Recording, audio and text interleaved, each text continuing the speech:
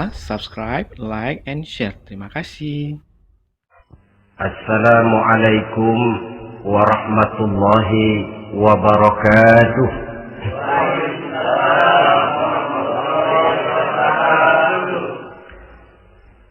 Alhamdulillahi rabbil alamin. Wassalatu wassalamu ala ashrafil anbiya'i wal mursalin, Sayyidina wa maulana Muhammadin wa ala alihi wa ashabihil mujahidin at-tahirin, amma ba'd. Saudara hadirin kaum muslimin rahimakumullah. Dalam kehidupan sehari-hari kita selalu berhadapan dengan dua hal yang berlawanan, dengan dua hal yang kontroversial kata orang sekarang, yang kita diharuskan memilih satu di antara kedua hal itu. Sejak kita bangun tidur sampai kita tidur lagi, selalu kita hadapi dua persoalan itu, yang benar dan yang salah, yang hak dan yang batil, yang pantas dan yang tercela, yang ma'ruf dan yang munkar. Persis seperti sebaik lagu yang lagi ngepop dan banyak dinyanyikan anak sekarang, madu di tangan kananmu katanya, racun di tangan kirimu. Tapi saya pikir-pikir, bagaimanapun kalau cuma sekedar madu di tangan kanan, racun di tangan kiri, adresnya jelas. Yang repot kalau kita sudah tidak tahu lagi mana yang madu, mana yang racun. Lebih celaka lagi di zaman sekarang, banyak racun mereknya madu. Kita terpedaya, kita terpesona, kita terpukau oleh racun yang bermerek madu ini. Kita minum dia, yang akibatnya rawan di dalam kehidupan kita. Sangat banyak racun-racun yang terpancang di sepanjang perjalanan hidup kita ini. Dan dua di antara racun kehidupan itu akan kita bicarakan pada pertemuan kali ini, yakni arak dan judi, minuman keras dan judi.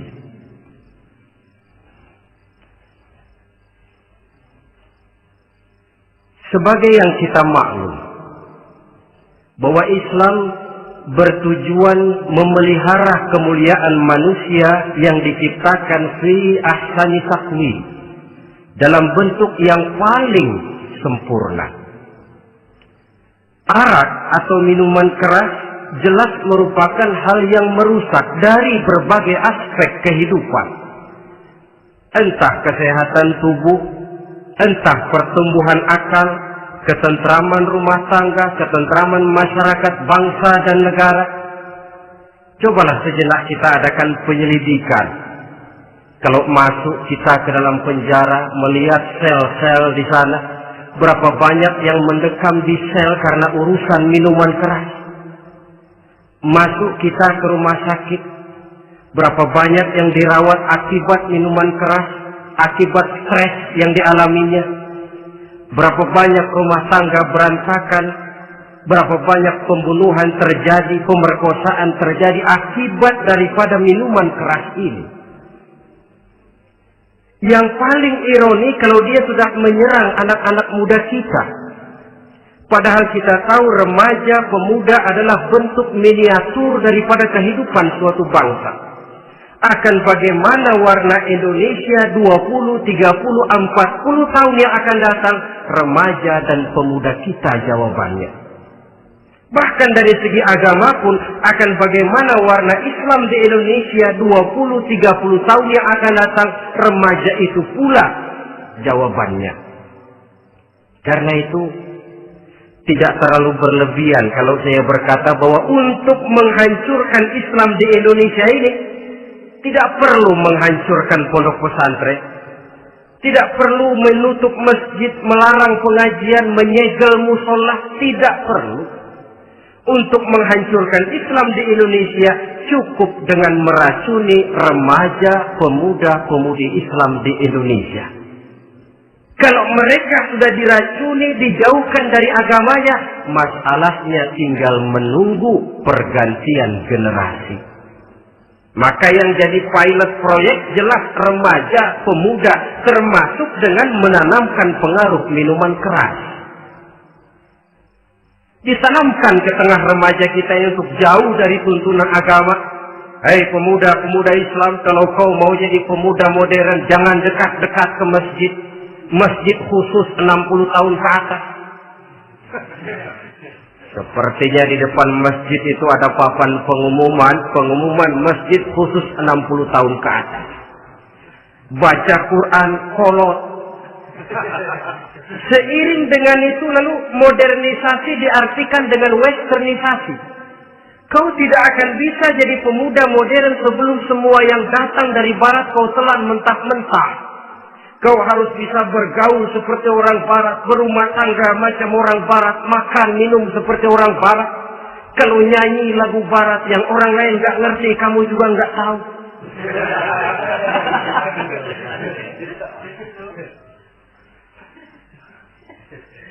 Anutlah itu free love yang pada gilirannya akan mengarah kepada free sex alias samenleven.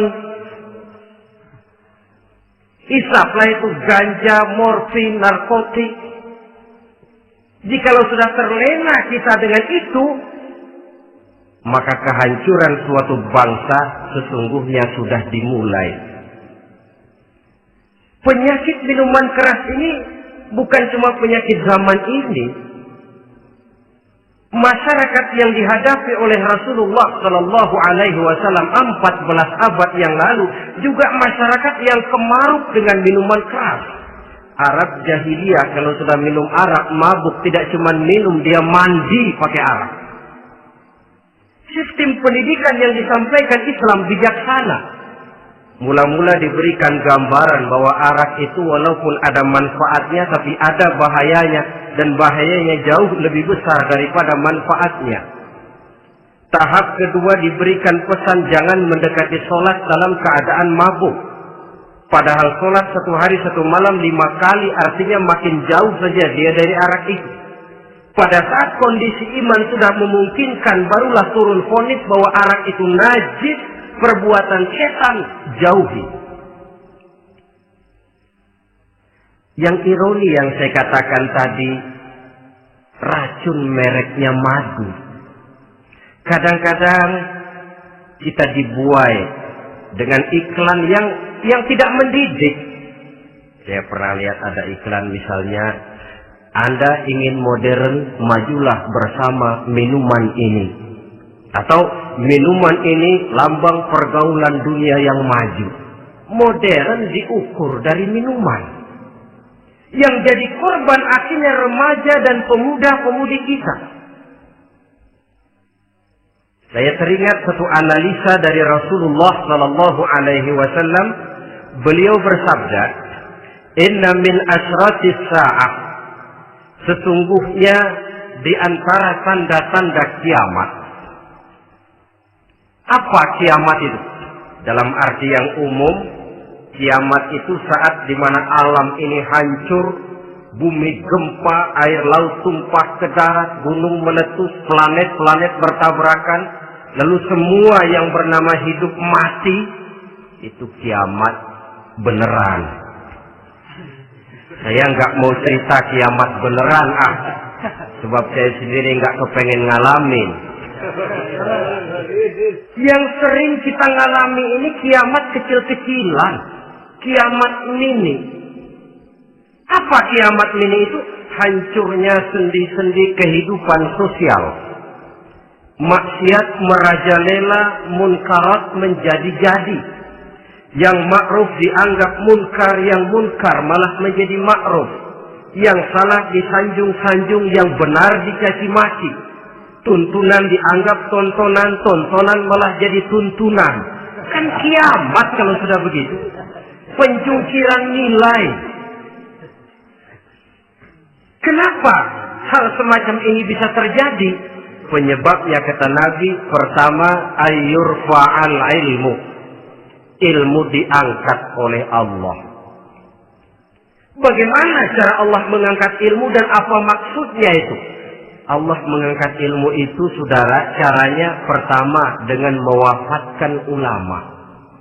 Makin banyak ulama wafat, makin banyak ilmu ditarik. Yang kedua, kurangnya minat orang untuk belajar agama. Kalau sudah klop macam itu, artinya agama sudah disudutkan ke pojok-pojok kehidupan. Agama cuma sekedar tinggal dekorasi. Agama cuma seminar, cuma kongres, cuma muktamar. Tapi bahwa agama merupakan realita dalam kehidupan, itu tidak pernah terwujud. Kalau ulama sudah tiada, minat orang belajar agama berkurang, maka ajaran Allah tidak lagi didengungkan orang. Dikala itu, wa yuzharul jahlu, akan muncullah kebodohan, nampak kebodohan di mana-mana. Muncul permitted society, masyarakat yang merasa boleh hidup dengan kaidah serba boleh. Tidak ada halal, tidak ada haram. Tidak ada hak, tidak ada batil, semuanya serba boleh. Kalau sudah begitu kondisi masyarakat, terjadilah apa yang dianalisa oleh Nabi. Dikala itu, wayaqsu zina, zina dikerjakan berterang-terangan. Orang sudah tidak punya malu. Hidupnya sudah pakai prinsip punya kuping, kuping kebo. Punya muka, muka tembok. Punya kulit, kulit badak. Kalau juga dikasih tahu, malu dong kau tinggal serumah belum nikah. Malu sama siapa? Masyarakat. Allah, masyarakat cuek aja.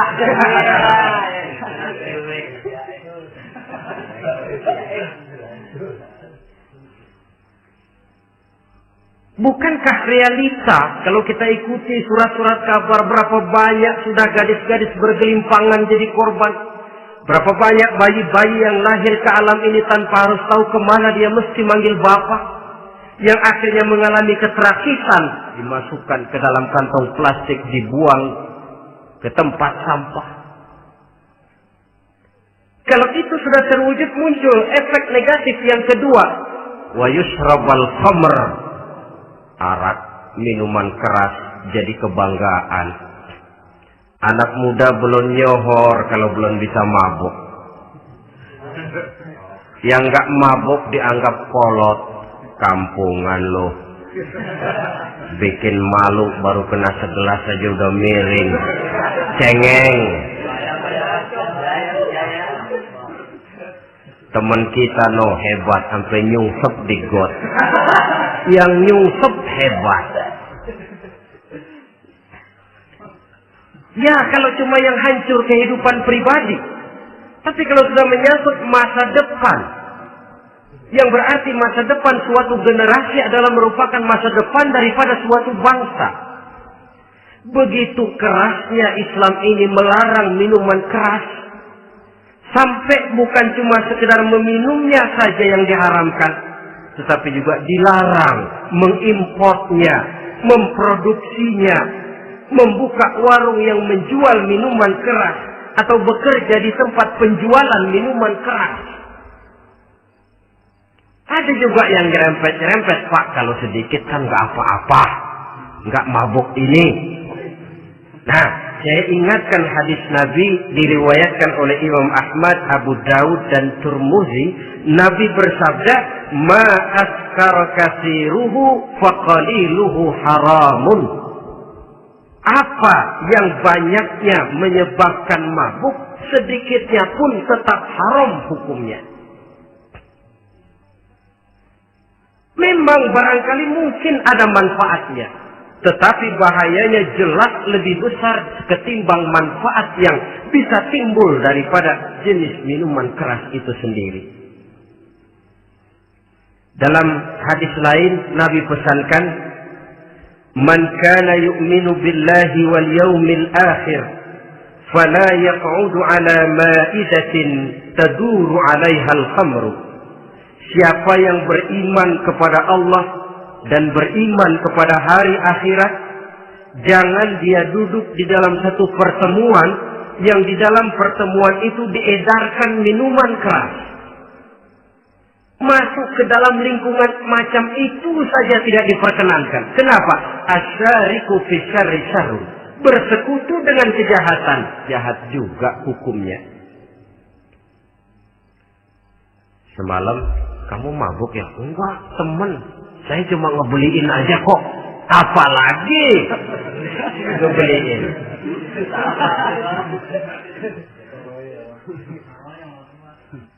Sebab apa? Dalam keadaan mabuk, orang tidak lagi bisa berpikir secara logik. Daya kontrol hilang, artinya perbuatan sudah tidak terkontrol lagi. Yang pertama. Yang kedua, IQ tidak akan tumbuh dan berkembang secara normal seperti yang kita harapkan. Yang ketiga, harga diri akan runtuh hancur di tengah masyarakat. Bayangkan kalau tengah malam kita digotong orang diantar ke rumah kita. Dengan kondisi macam itu masih punya muka kita untuk tegak di tengah masyarakat. Masih punya harapan kita untuk tumbuh menjadi pemimpin sementara orang terkenang. Ini kan yang kemarin malam gua gotong, dia lagi mabuk. Harga diri, kepribadian. Jangan lupa saudara, kita hidup di tengah masyarakat. Masyarakat itu punya hukum yang tidak tertulis, tapi lebih kuat dan lebih kejam daripada hukum tertulis. Orang bilang, sekali arang tercoreng di dahi, seumur hidup orang akan tetap ingat. Makanya Rasulullah dalam hadis memberikan tamsil untuk adik-adik remaja muslim ini, masalul mu'min kamasalin nahli. Perumpamaan orang yang beriman itu persis seperti tawon. Mentalitas orang mukmin persis tawon. Apa mentalitas tawon? Kalau kita ngaji bab tawon, kita renungi apa keistimewaan tawon. Saya lihat-lihat, ternyata tawon itu punya 4 keistimewaan. Pertama, tawon itu yang dihisap selalu saripati bunga. Bagus makanannya. Belum pernah tawon keliru makan. Saya belum pernah dengar kok ada tawon makan tahu.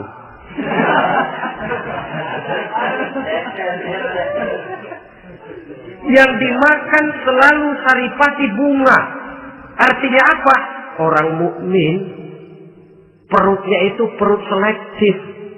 Yang dimakan yang baik-baik, yang diminum yang baik-baik. Yang baik menurut agama itu adalah yang halal, thayyibat. Perutnya selektif, bukan perut asbab. Kalau asbab untung apa saja masuk ke dalamnya. Tapi mukmin perutnya ini selektif. Daging kambing masuk, tahu masuk, kangkung masuk, kodok minggir.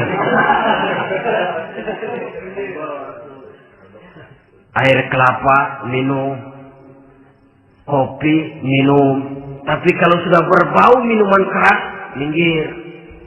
Sebab apa? Makanan dan minuman yang kita masukkan ke dalam perut besar ini akan digiling dalam perut besar, akan melahirkan energi, menggerakkan sel-sel pembuluh saraf. Kalau makanan dan minuman itu terdiri dari yang haram, energi yang ditimbulkan olehnya energi yang haram, mempengaruhi sel-sel pembuluh saraf. Orang akan cenderung berpikir yang haram kalau terlalu sering memakan makanan haram. Kalau sudah berpikir kepada yang haram, perbuatan pun akan mengarah kepada yang haram juga. Contoh kecil aja dah, ada nggak maling mikirin majelis taklim? Karena yang dimakan lebih banyak yang haram, yang dipikir paling-paling nanti malam rumah siapa lagi nih ya? Sudah mengarah ke sana.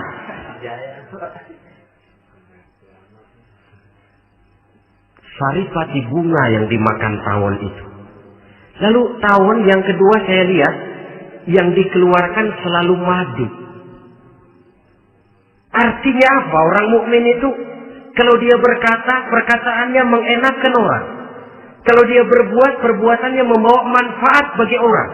Kalau kakinya melangkah tentu ke tempat yang ada gunanya, yang dikeluarkan madu, bukan racun.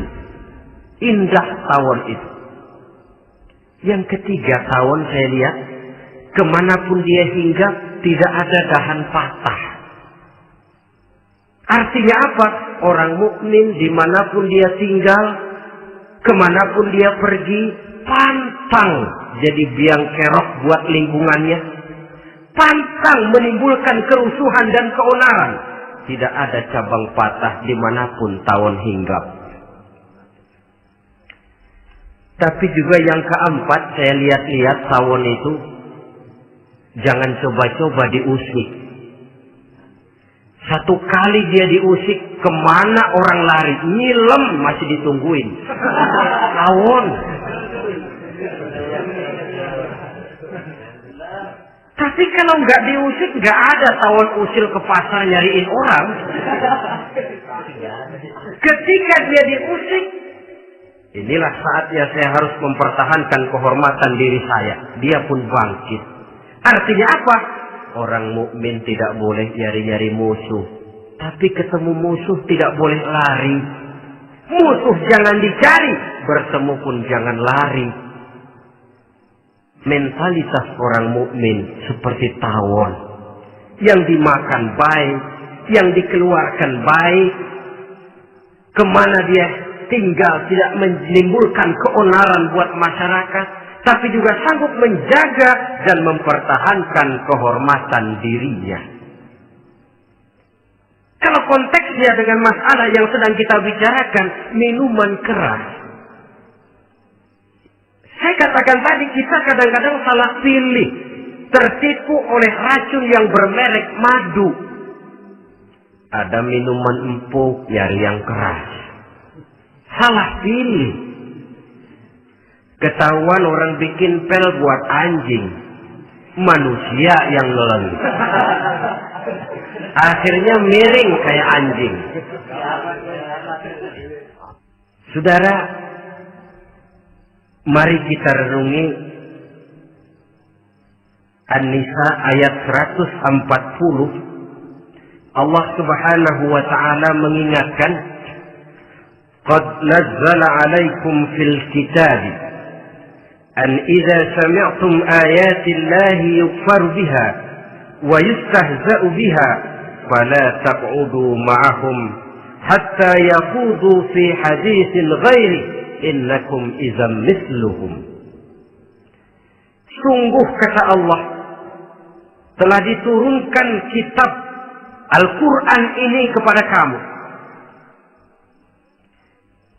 yang apabila kamu dengar ayat-ayat Allah itu diingkari orang, diejek-ejek orang, fala taqudu ma'ahum, jangan kamu duduk bersama orang-orang semacam itu. Bagaimana mengejek ayat-ayat Allah? Misalnya, tahu kalau minuman keras itu diharamkan, tapi masih minum juga, itu kan mengejek ayat namanya. Duduk di majelis semacam itu dilarang oleh Quran. Kenapa? Innakum idzam mithluhum. Kalau kamu juga duduk di majelis semacam itu, kau dan mereka sama saja, kata Quran. Sama saja.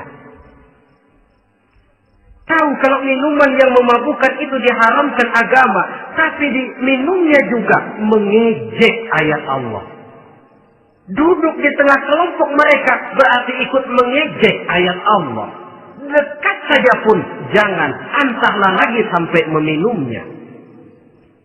Maaf, bukankah Allah menurunkan Al-Quran kepada manusia, kata Imam Al-Ghazali, persis, maaflah, seperti gubernur bikin surat kepada Pak Lurah.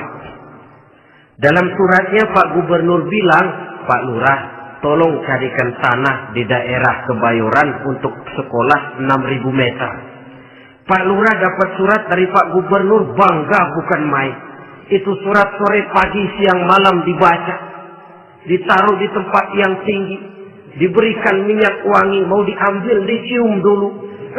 Dibawa dengan penuh hormat dan hati-hati Tapi tanah yang dipesan Pak Gubernur tidak dicari-cariin.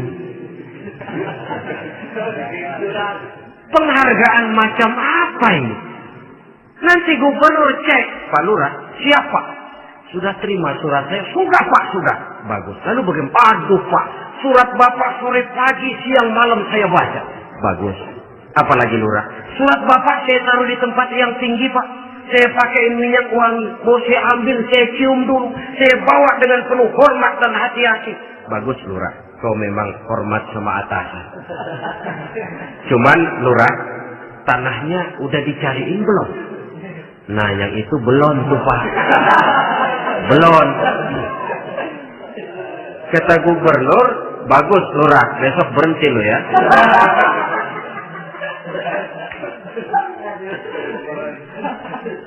Membacanya memang penting. Al-muta'abbad bitilawatihi, beribadah dari sebab membacanya. Tapi setelah kita baca, kita tahu isinya. What next? Mau apa kita dengan isinya itu? Jangan yang kita baca kita injak-injak. Itulah ironinya. Bagaimana Quran itu mau membawa keberkahan dalam hidup ini? Kalau yang kita baca sering kita injak-injak. Dalam kehidupan kita baca ayat wa ahallallahu al-bai'a wa harrama riba. Allah halalkan jual beli, Allah haramkan riba, tapi renten ditelan terus.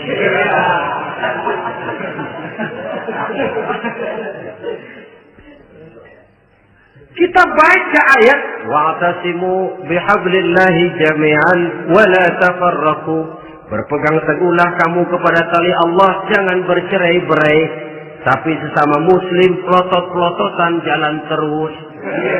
Janganlah yang sesama muslim kadang-kadang yang mengklaim dirinya sebagai pemimpin Islam kelihatannya juga sikut-sikutan jalan terus.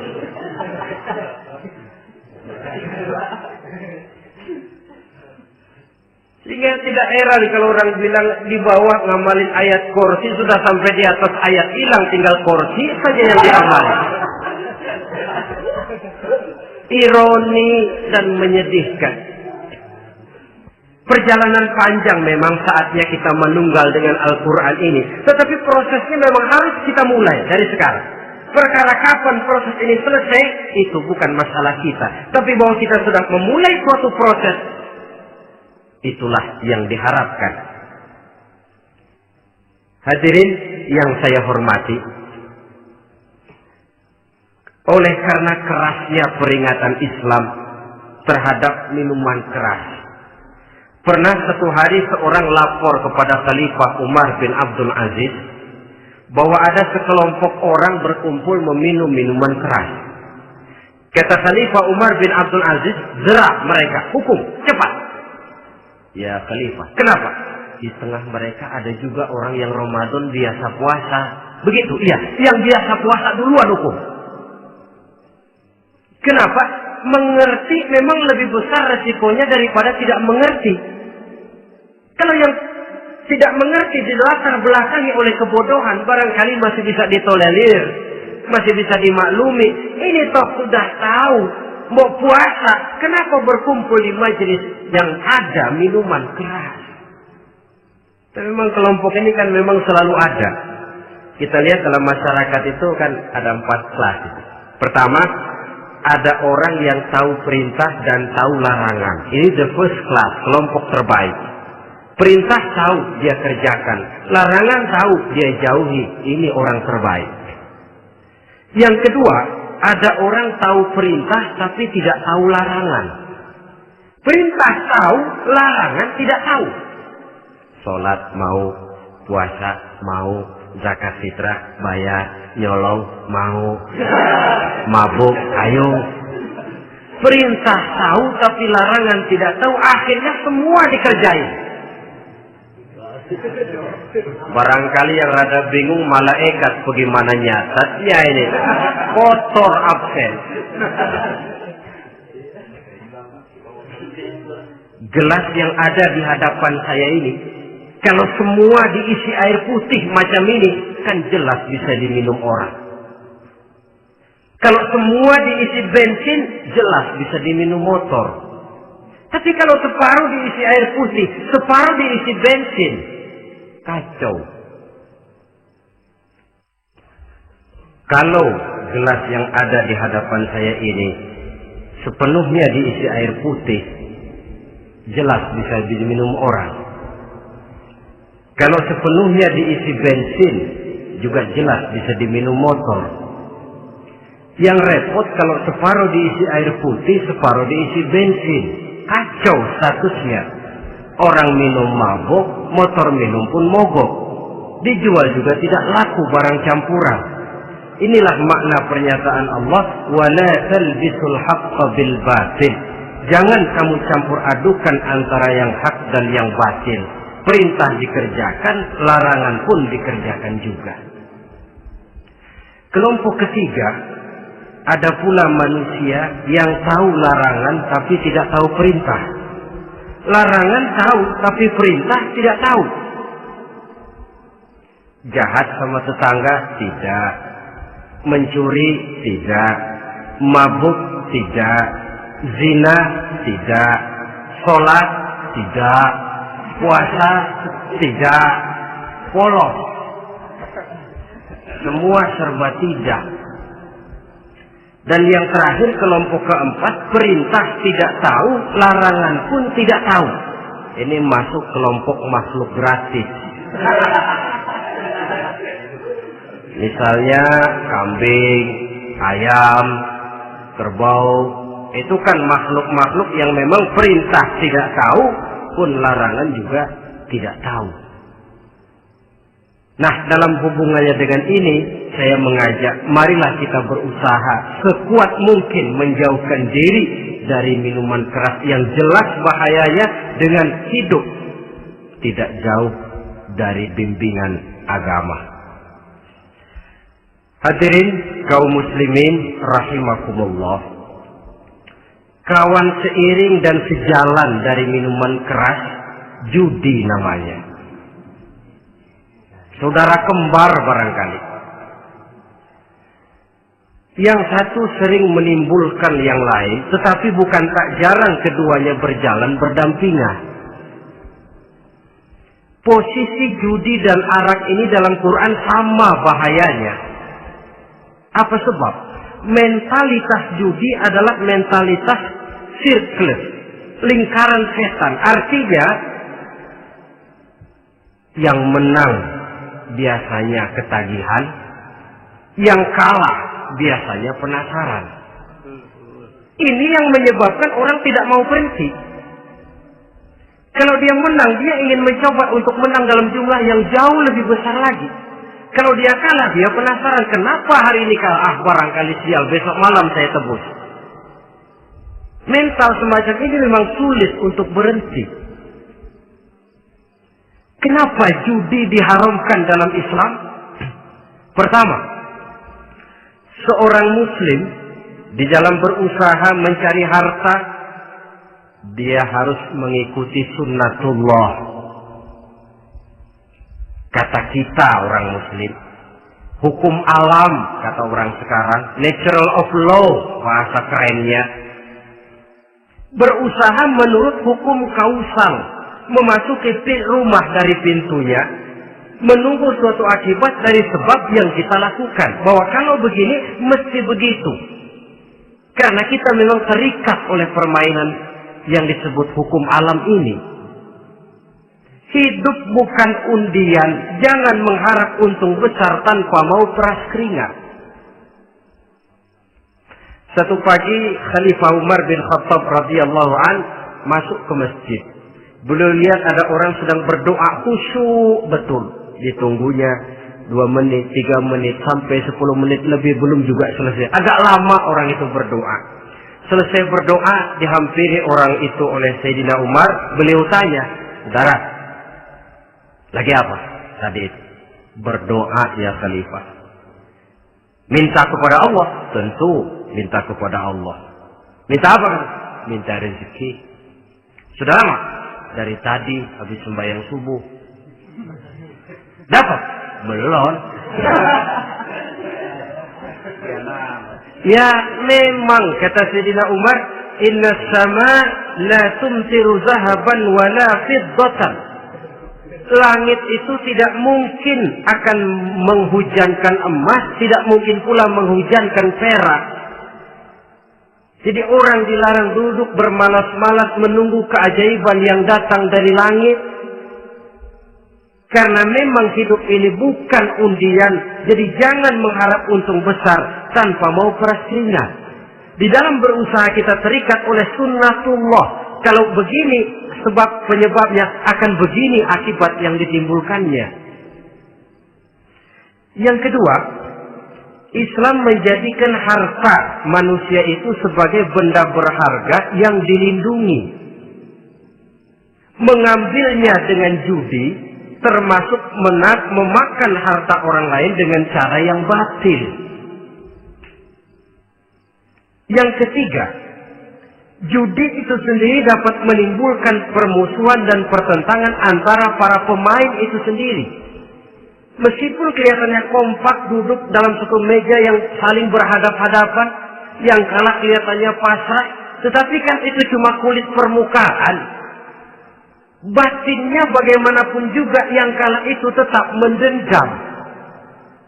Sedangkan yang kalah di samping mendendam juga mengomel, mencaci mungkin ya lawan bermainnya, ya mungkin juga dirinya sendiri.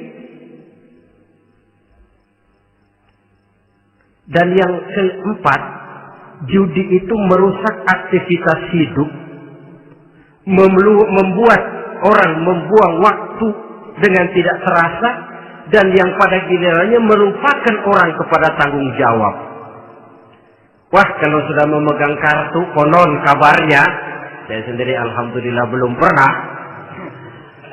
lupalah orang anak, lupalah orang kepada istri, lupalah orang kepada tanggung jawab. Waktu pun berlalu tanpa terasa.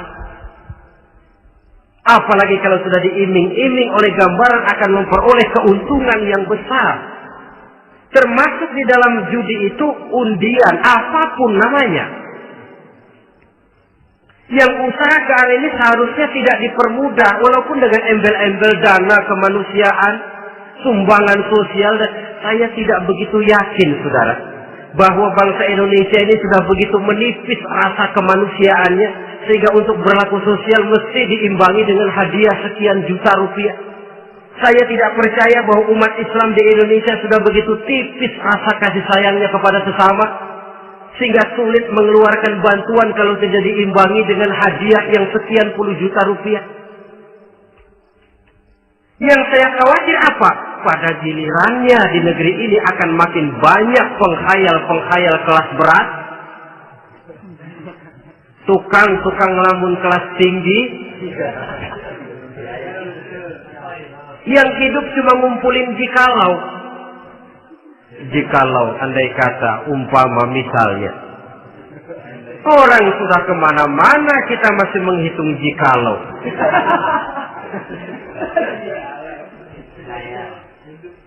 Orang boleh saja mengharap burung terbang tinggi, tapi punai di tangan jangan dulu dilepas. Artinya, idealisme silahkan terbang setinggi langit, tapi kaki harus tetap berpijak di alam realita. Bahwa memang lebih baik makan singkong dalam kenyataan daripada makan roti tapi ngimpi.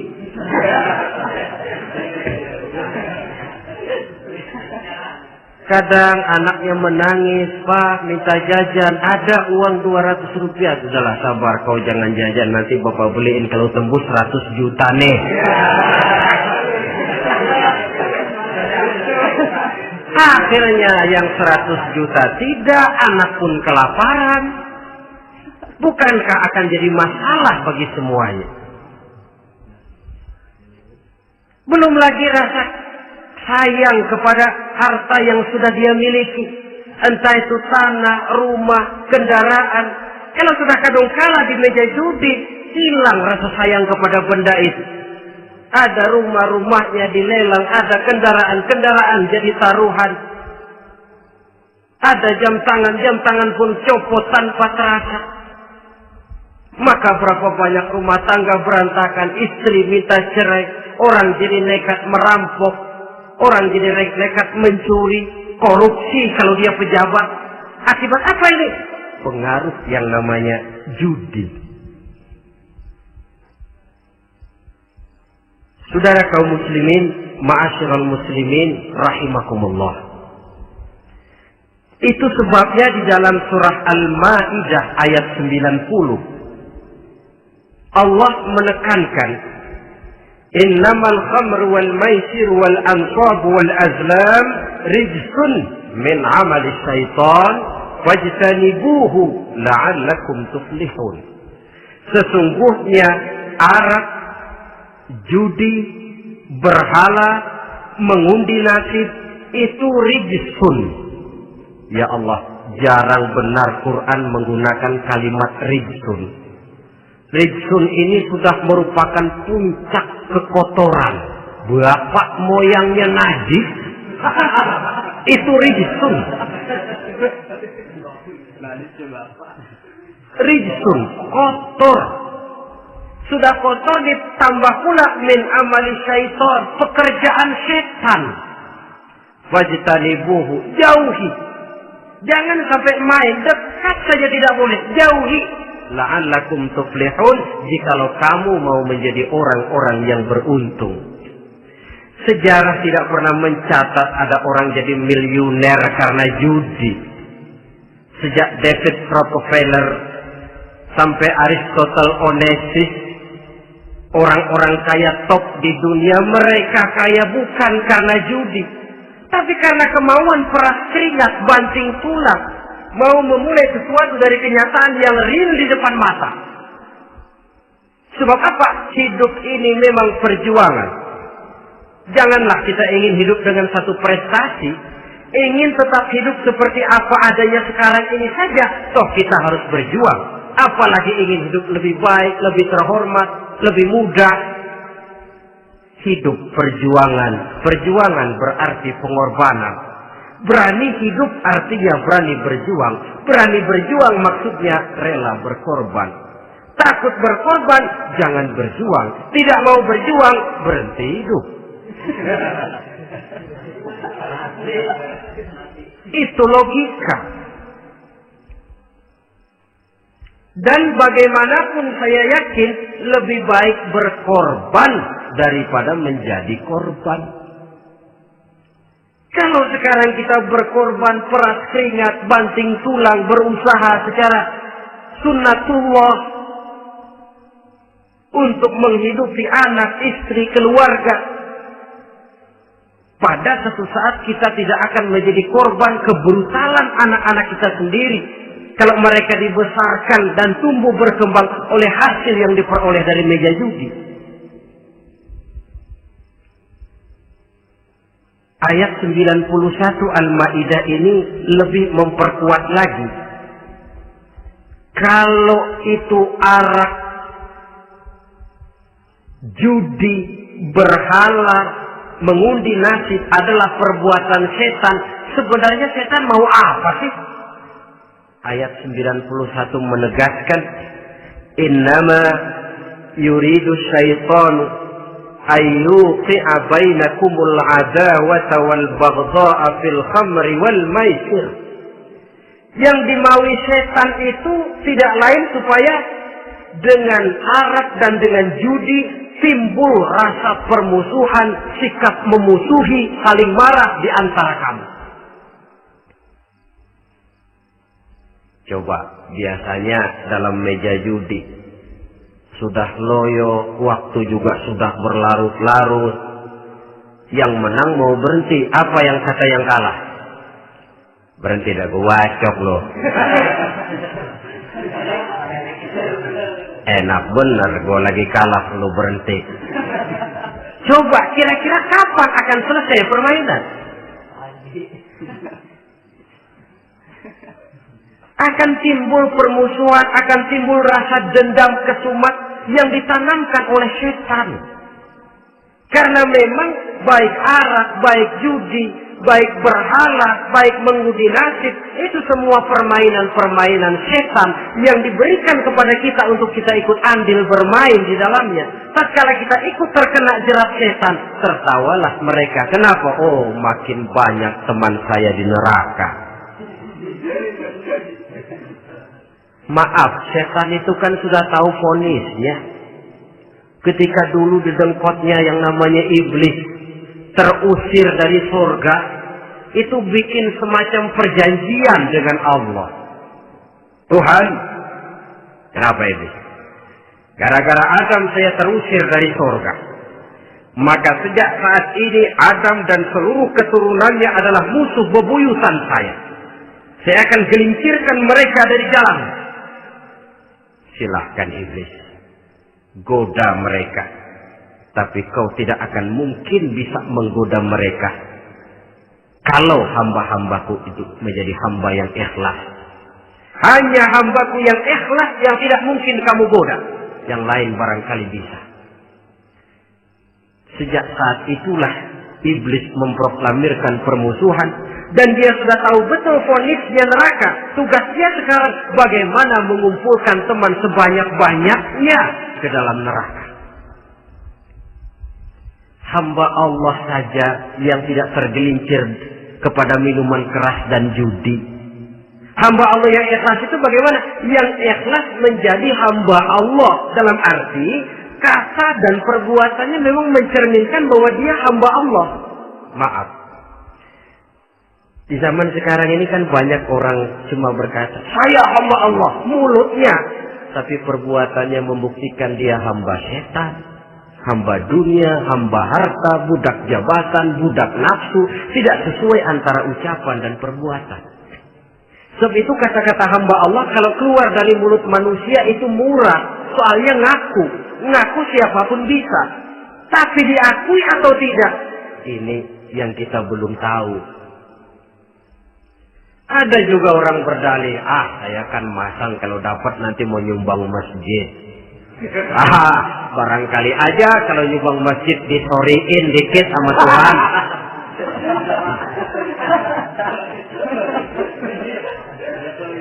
Apa bisa begitu? Saudara, kita tidak mungkin mencuci kain dengan air najis. Innallaha thayyibun, kata Nabi, la yaqbalu illa thayyiba. Allah itu baik dan hanya menerima yang baik. Bahwa dalam Islam tujuan yang baik harus dicapai dengan prosedur yang baik. Bahwa niat menyumbang masjid bagus, tapi hasil daripada judi atau undian tidak akan menyampaikan kita kepada tujuan itu. Tidak boleh mencuri kain walaupun niatnya untuk sholat. Kalau nyolong kain niatnya buat sembahyang, dimaafin kali. Walaupun sholatnya sah, mencuri kainnya tetap saja dosa. Islam tidak menghalalkan segala cara untuk mencapai suatu tujuan. Bahwa tujuan yang baik harus dicapai dengan cara yang baik juga. Dan penyakit judi ini juga bukan penyakit baru. Sejak dulu. Masa jahiliyah judi mereka. Saya kira kalau Las Vegas, kota judi Amerika saja barangkali masih kalah dengan cara judi jahiliyah dulu. Mereka kalau sudah judi itu uang. Habis uang, ada punya tanah, pasar, taruhan. Habis tanah, ada rumah, rumahnya dipasang. Apalagi yang ada? Ternak unta dipertaruhkan. Harta habis, rumah ludes, kebun binasa. Ada istri juga dipasangin. Judi.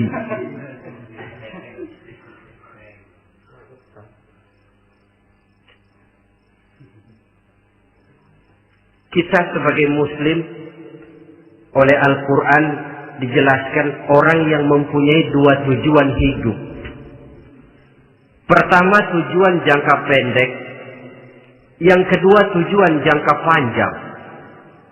Tujuan jangka pendek dunia dan seluruh isinya. Tujuan jangka panjang adalah akhirat dan ridho Allah. Ini yang terpantul dalam doa setiap kita. Rabbana atina fid dunya hasanah wa fil akhirati hasanah. Tercapai tujuan jangka pendek fid dunya hasanah dan tujuan jangka panjang wa fil akhirati hasanah. Untuk mencapai tujuan jangka pendek, merangkul dunia dan seluruh isinya, Apa yang jadi modal utama? Pertama, pendidikan.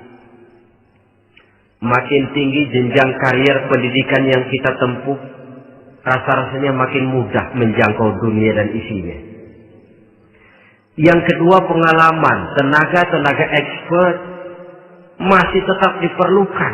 Makin banyak pengalaman, makin mudah menjangkau dunia. Yang ketiga, dan ini ada tapi tidak bisa dijadikan pegangan, faktor nasib. Faktor kebetulan ada, tapi tidak bisa dijadikan pegangan mutlak. Pendidikan, pengalaman, ingin menjangkau fi dunia hasanah. Ini modal utama. Lalu untuk mencapai fil akhirati hasanah, prestasi ibadah. Bagaimanapun tinggi pangkat dan jabatan kita, bagaimanapun banyak gelar kita sandang, tanpa prestasi ibadah, nol besar kita dalam pandangan Allah. Itu sebabnya kita sholat. Jadi tidak beralasan kalau orang ditanya, kenapa sih kamu nggak sholat? Tetangga saya sholat melarat terus. Memang sholat itu bukan untuk mencari uang kok. Kalau ada orang yang rajin sholat, rezekinya kelihatan lancar, itu cuma sekedar persekot. Uang muka, cashnya tetap di akhirat nanti. Efeknya apa? Karena kita punya tujuan jangka panjang, mengharap ridho Allah di akhirat. Cara kita mencapai tujuan jangka pendek dibatasi oleh pertanyaan, Allah ridho apa enggak? Kita cari uang, tapi pertanyaan pokok, Allah ridho enggak cara ini? Kita mengejar kedudukan, tapi Allah ridho enggak dengan cara ini? Ini yang menyebabkan kita lantas tidak lalu menghalalkan segala cara. Yang penting tujuan tercapai cara apapun halal. PKI. Kan cuma PKI yang berprinsip asal tujuan tercapai cara apapun halal. Dan kita sudah sepakat PKI dan seluruh ajarannya tidak berhak hidup di bumi Pancasila ini. Cuma jangan sekedar PKI-nya dikutuk tapi ajarannya dipakai.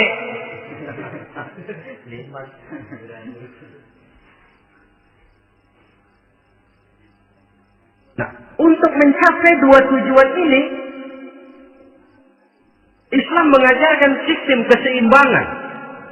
Sehingga Nabi sabdakan, "I'mal li dunyaka ka'annaka ta'ishu abada, wa'mal li akhiratika ka'annaka tamutu ghada." Bekerjalah buat duniamu seolah-olah kau akan hidup untuk selamanya, tetapi bekerjalah untuk akhiratmu seolah-olah kau akan mati besok. Jadi kalau kita sudah sholat menghadap Allah, usolli fardhu maghrib, Allahu Akbar, ingat seolah-olah kita akan mati besok supaya timbul khusyuknya. Tapi kalau kita sudah bekerja, kuliah, bekerja, belajar di tempat tugas, ingat seolah-olah kita akan hidup selamanya supaya timbul gairah kerja. Jangan dibalik. Di kantor ingat mati, lemas terus. Ngapain kerja sungguh-sungguh bakalan mati. Lagi sholat ingat Duta Merlin, Altiron Plaza. Ya kacau. Salah pasang, tidak pada tempatnya. Untuk mencapai di dunia hasanah ini, Islam mengajarkan tempuh jalur yang mengikuti sunnatullah. Itu yang dihargai oleh agama. Terikat oleh hukum kausal bahwa kalau ini yang saya usahakan hasilnya akan begini. Perkara nanti hasil tidak seperti yang kita harapkan, baik sangkalah kita kepada Allah. Sebab kita tidak tahu rahasia apa di belakang itu. Kadang orang mengeluh, habis saya rajin sholat tapi rezeki seret, berhenti aja dah.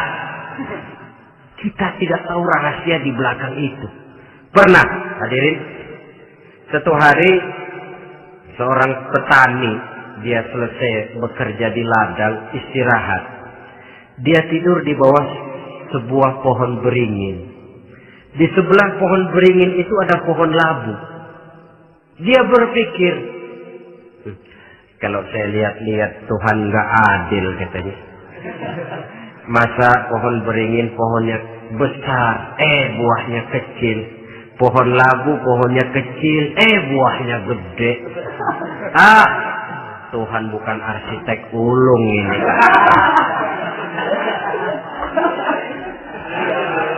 Mestinya supaya enak dilihat beringin yang pohonnya besar buahnya sebesar buah labu. Pohon labu yang pohonnya kecil buahnya kecil saja sebesar buah beringin. Tidak adil Tuhan. Baru dia selesai berpikir Tuhan tidak adil, jatuh sebutir buah beringin tepat menimpa hidungnya. Dia terkejut. Astagfirullahaladzim. Kalau begitu saya sadar katanya Tuhan benar-benar adil. Coba kalau buah beringin segede buah labu, waduh kayak apa muka saya ini?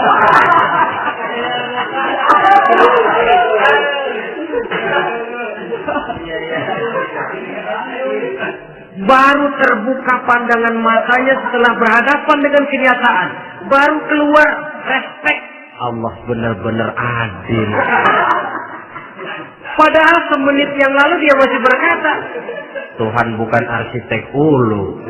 Tapi semenit kemudian setelah berhadapan dengan kenyataan yang real dia hadapi, Allah benar-benar adil.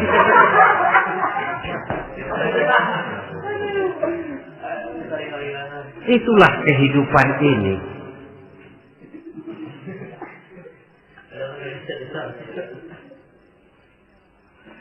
Saudara hadirin yang saya hormati, karena itu baik arak, baik judi, dua-duanya merupakan bahaya laten yang tidak hanya mengancam kehidupan agama, tetapi juga masyarakat, bangsa dan negara, apalagi kalau sudah jatuh kepada generasi penerus. Dan yang bagaimanapun juga saya berpikir sebenarnya remaja, pemuda, pemudi kita cuma korban dari suatu sistem.